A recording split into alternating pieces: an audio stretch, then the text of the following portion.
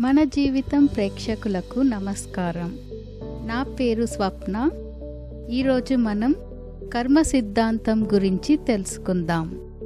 కర్మ అంటే యాక్షన్. మనం పాస్ట్లో చేసిన పనులే మన ఫ్యూచర్ను డిసైడ్ చేస్తాయి. మనం చేసినవి ఈ లైఫ్లో కావచ్చు, పాస్ట్ లైఫ్లో కావచ్చు, మంచి పనులైనా చెడ్డదైనా చేసిన కర్మ అనుభవిస్తూ ఉంటాం. ఇప్పుడు మనం కర్మ సిద్ధాంతం గురించి తెలుసుకుందాం. మనం చేసే ప్రతి పనిలో ఒక కార్యం ఉంటుంది, దానికి ఒక కారణం ఉంటుంది. ఒక పని జరిగిందంటే ఒక కారణం ఉంటుంది. ఈ పని చేసిన దానికి ఒక ఫలితం ఉంటుంది. మరి ఇప్పుడు ఆ ఫలితానికి కారణం ఏదైనా ఇంకో కార్యం వస్తుంది. ఎలా అంటే, మీకు ఆకలి వేసింది, భోజనం చేశారు, దానికి ఫలితం ఏదైనా మీకు ఇప్పుడు నిద్ర వస్తుంది. నిద్ర ఇంకో కార్యం అయ్యింది. నిద్ర లేచాక తలనొప్పి, కాఫీ తాగాలి అని అనిపిస్తోంది.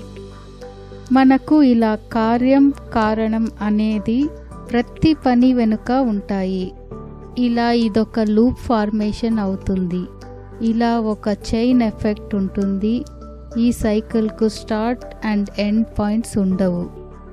పని ఏది చేసినా, చెడు అయినా మంచి పని అయినా, దాని తాలూకు ఫలితము పూర్తిగా అనుభవించి తీరాల్సిందే. తప్పించుకునేటువంటి పద్ధతి లేదు. మంచి అనుభవించాలి, చెడు అనుభవించాల్సిందే. మనం ఎప్పుడు ఏదో ఒక పని చేస్తూనే ఉంటాం.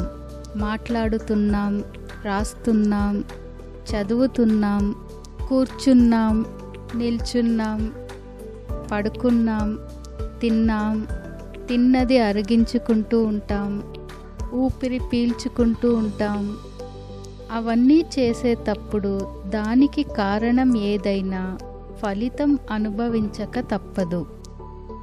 ఇలా మంచి పని చెడు పని చేసిన దానికి అనుభవించక తప్పదు అని చెప్పేదానినే కర్మ సిద్ధాంతం అంటారు.